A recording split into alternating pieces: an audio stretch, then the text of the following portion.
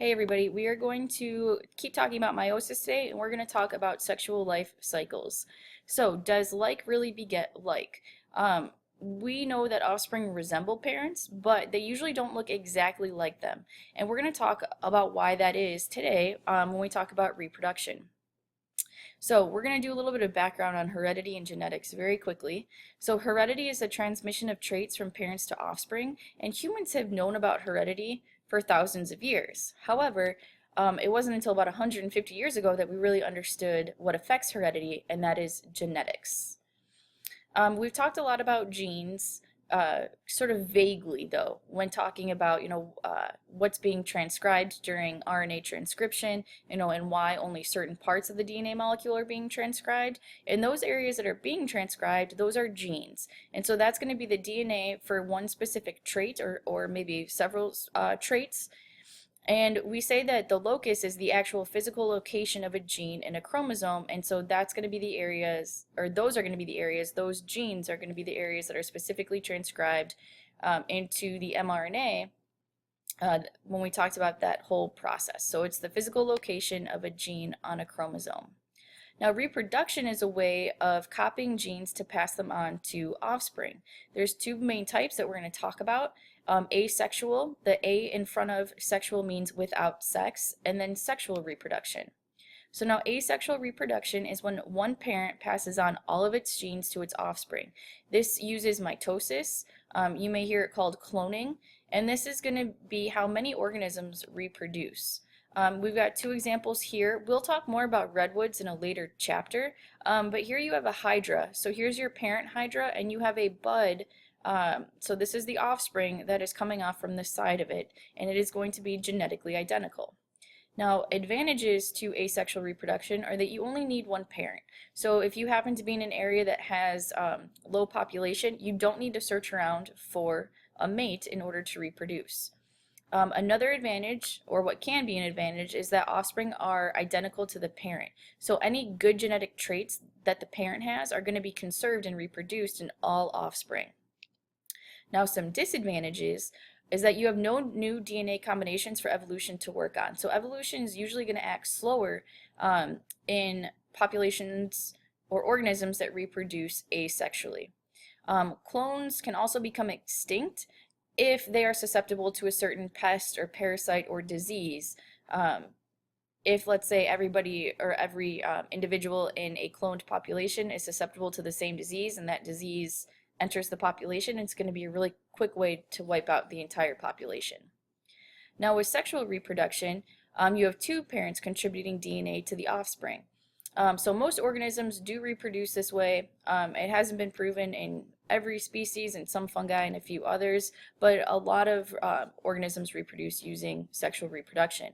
So now the advantages to this are that offspring have a unique combination of DNA, which could be an improvement over both parents. And you're getting new combinations of DNA for evolution to work with. However, the disadvantage is that you need two parents. That sounds like a really funny disadvantage, but if you are an organism that needs to reproduce and you have to find a mate, you're going to be spending time and energy and resources trying to find that mate before you even start to reproduce. So that is considered a disadvantage. You could actually lose good gene combinations because you're increasing the amount of variation with sexual reproduction. So offspring may not be an improvement over the parents because you're getting some DNA from parent one and half the DNA from parent one and half the DNA from parent two. And so when it recombines, it actually may not be an improvement over the parents. So two quick questions. Do parents give their whole DNA copy to each offspring? No, they don't, because what would happen if they did? Well, if we gave all of our DNA to every offspring, chromosome number would change, and that's not good because chromosome number is usually constant for a species. So humans have 46 chromosomes, okay? So here, if we had a female with 46 chromosomes and a male with 46 chromosomes, and they used mitosis to make their egg and sperm cells, their gametes, then every egg would have 46 chromosomes and every sperm would have 46 chromosomes. When the egg and sperm combined, they would now make a zygote that has 92 chromosomes. So now let's say this zygote is a female, it's going to grow, develop, its cells are going to divide using mitosis, And this new female and all of the cells are going to have 92 chromosomes. Now the same thing if this zygote were a male. All right, so now these two individuals have 92 chromosomes each. If they were to reproduce, again, using mitosis to make the gametes, then you're now looking at 184 chromosomes when we started with 46. So that is a really big increase in a really short period of time. So the result would be that chromosome numbers would double with each generation. So what we need is a way to actually reduce chromosome number. So what we're looking at here is a female with the normal 46 chromosomes and a male with 46 chromosomes. But now the egg and the sperm, the gametes, are being produced using meiosis. And what happens is meiosis actually cuts the number of chromosomes in half. So now the egg cells will have 23 and the sperm cells will have 23 chromosomes each. So now when an egg and sperm unite to form a zygote, that zygote has the normal 46 chromosomes. The zygote will grow and divide using mitosis. And so if it was female, you would end up with a female with 46 chromosomes. If it was a male, you would end up with a male with 46 chromosomes. So you have now been able to maintain the chromosome number in all of the individuals. So if we use meiosis to make gametes, the chromosome number will remain the same with each sexual reproduction event. So that's why we use meiosis, or why we have meiosis, to produce gametes or sex cells. So again, the purpose is to reduce the number of chromosomes by half until it prevents the doubling of chromosome numbers during sexual reproduction. So the sexual life cycle has alternation of meiosis and fertilization to keep chromosome numbers constant for a species.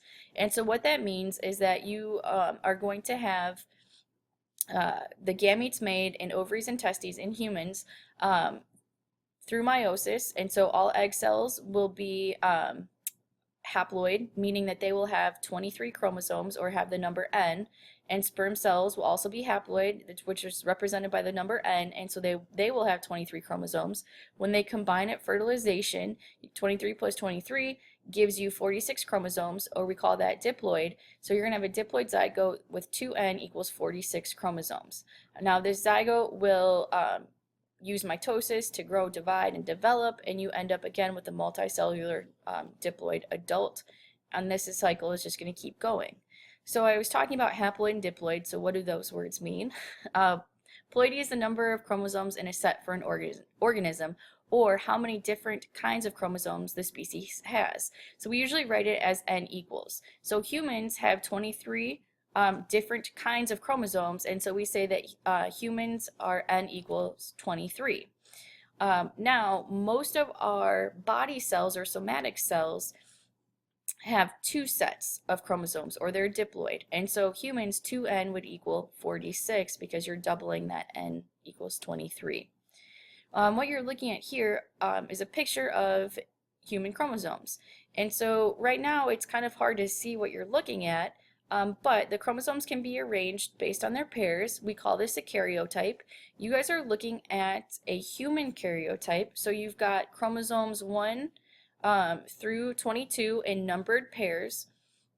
And then you've got two X chromosomes down here.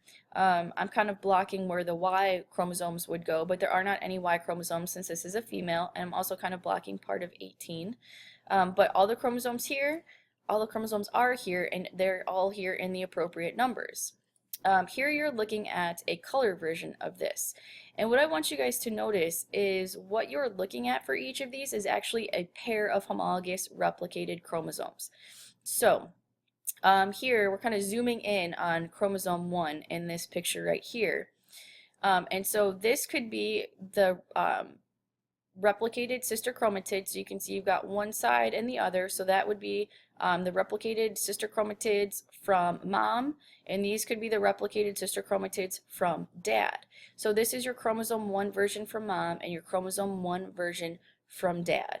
And that's how this whole thing is arranged. Now this is a different karyotype than the last picture I showed you, and you can tell because now you're looking at a male. So you've got one X chromosome and one Y chromosome.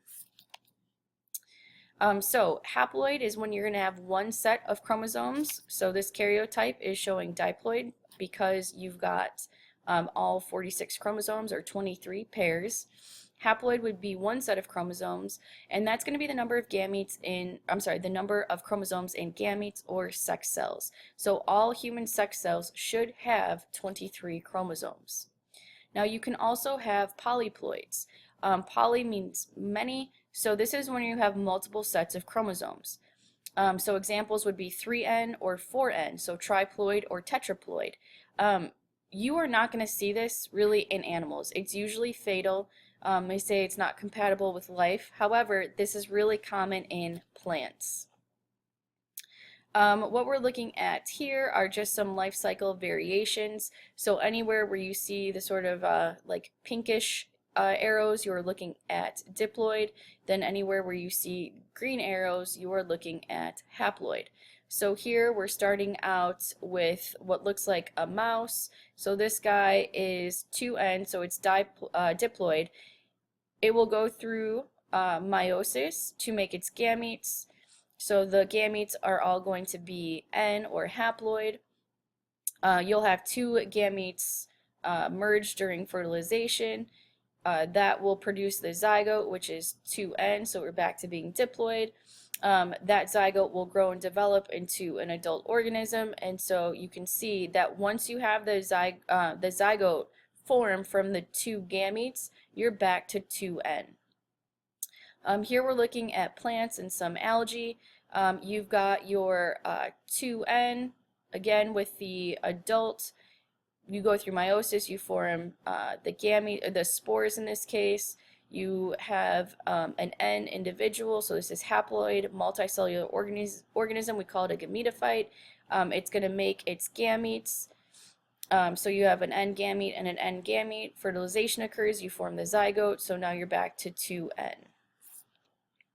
So, let me go back to this for one quick second. I promise we will spend more time talking about life cycle variations, especially in plants. We will look at this in more detail later on. I just wanted to give you guys a quick breakdown of how you go from diploid, form the gametes, so that you're haploid, and then when the gametes come back together through fertilization and you form a zygote, you're back to the 2N chromosome number. All right, so now your lecture question for today, which is better, sexual or asexual reproduction? So I want your opinion on this. Which would you say is better for organisms in the long run? So please explain your answer, please use your own words, and don't forget to send me a response via the class website with your answer. All right, thanks guys.